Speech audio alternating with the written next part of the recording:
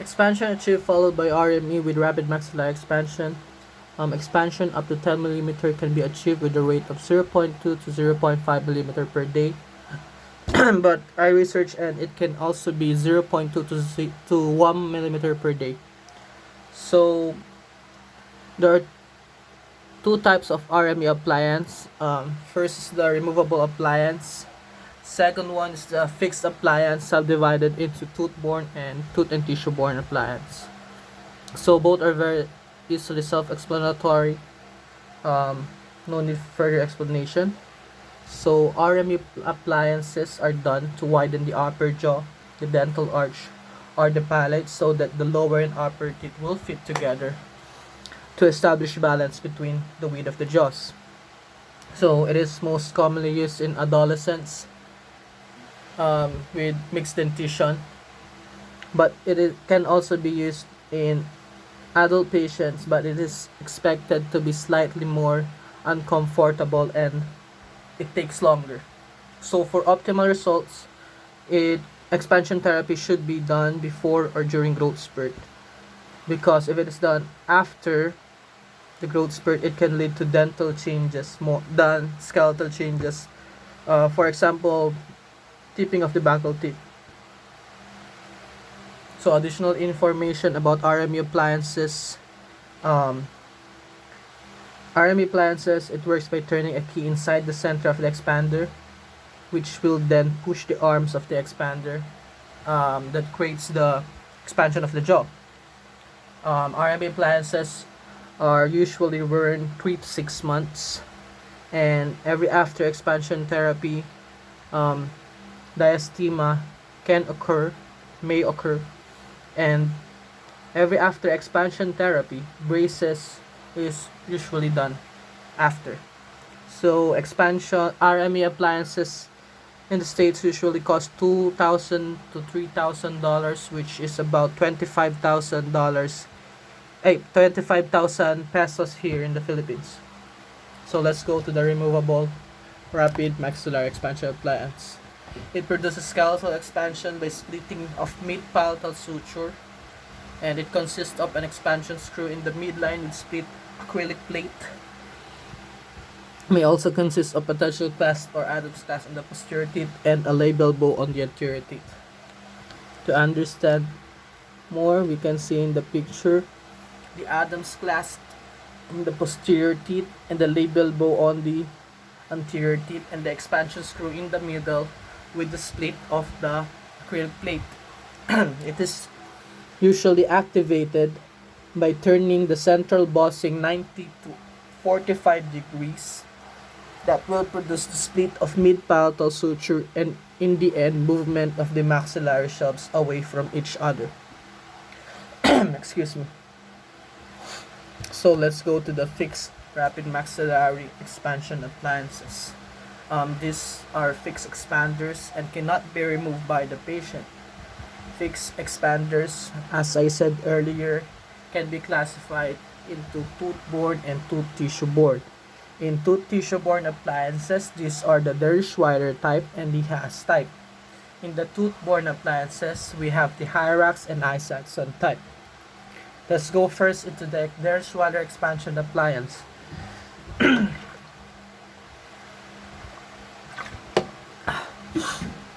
It consists of molar bands on right and left permanent first molars, and its molars has wire tags soldered into the palatal surface of all molar and premolar bands. The outer free ends of wire tags are inserted into split palatal acrylic incorporating Jack's expansion screw in the center. So we can see in the picture the wire tags, letter A, letter B and C are the molar bands and the acrylic plate. And in the center, the Jack expansion screw that activates the expansion of the appliance. Additional info about the Derschweiler expansion appliance. It helps a lot with mouth breathers because the Derschweiler appliance increases nasal width. It lowers the palatal vault and straightens the nasal septum. That results in an increase in the internasal capacity, which helps the mouth breathers to inhale easier in their nasal cavity. So again, the Schweiler appliance helps a lot with patients that is mouth breathers. Next, let's go to the Haas expander. It involves the bands placed on the first molar and premolars. Excuse me. With an acrylic that is in contact with palatal mucosa. So it has support wires that extend anteriorly from the molars along the buccal and lingual surface of the posterior teeth for added rigidity in the appliance. So let's go directly to the picture. Sorry.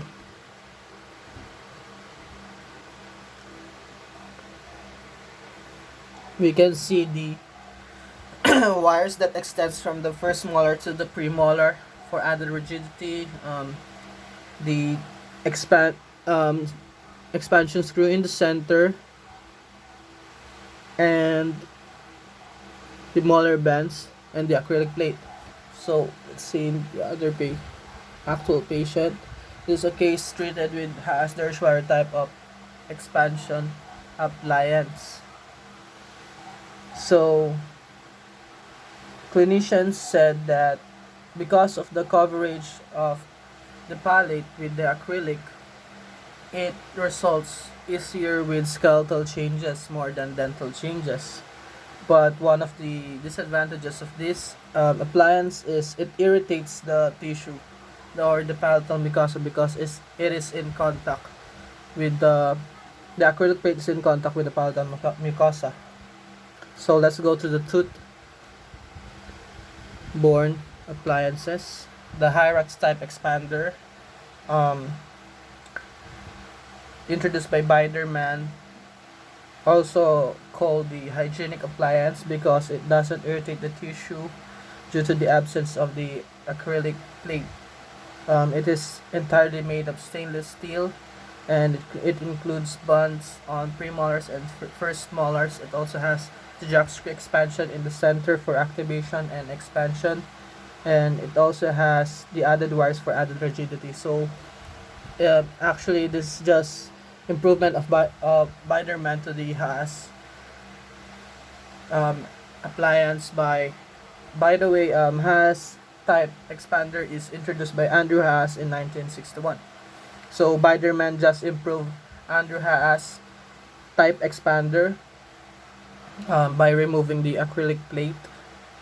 But one of the concerns here is because of the removal of the acrylic plate, though it doesn't irritate the palatal mucosa and doesn't induce irritation to the soft tissues around, because of its absence, it doesn't have the much stronger force of skeletal change, but it has more dental changes like the dental tipping or the buccal tipping of the first molar and the first premolar here. It is also important to note that tooth-borne expanders can be divided into bonded and banded expanders. So in bonded, BANDED, it is used usually on teens and adults.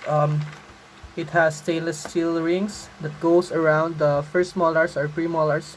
It's the molar bands. So there's the use of the molar bands in the bonded, and in the bonded, BONDED,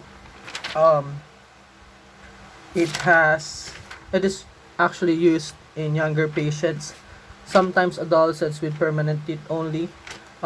Here in the bonded expander, they, instead of molar bands, they use acrylic blocks that is molded to fit several back teeth, which are then bonded with or glued with an orthodontic adhesive. So actually, Hyrax type is a bonded, BANDED type of expander because of its use of the molar bands. So That's just additional info that I read. So next, last for my report is the Isaacson expansion appliance. This is a tooth-borne appliance without the acrylic covering. This consists of molar bands on right and left permanent molars and premolar bands on right and left permanent premolars. It has metal flanges that are soldered into the molar and premolar bands on buccal and palatal sides. Excuse me.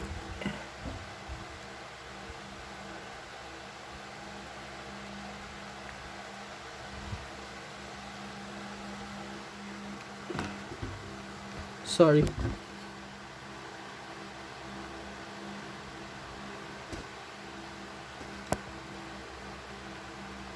So let's just use this.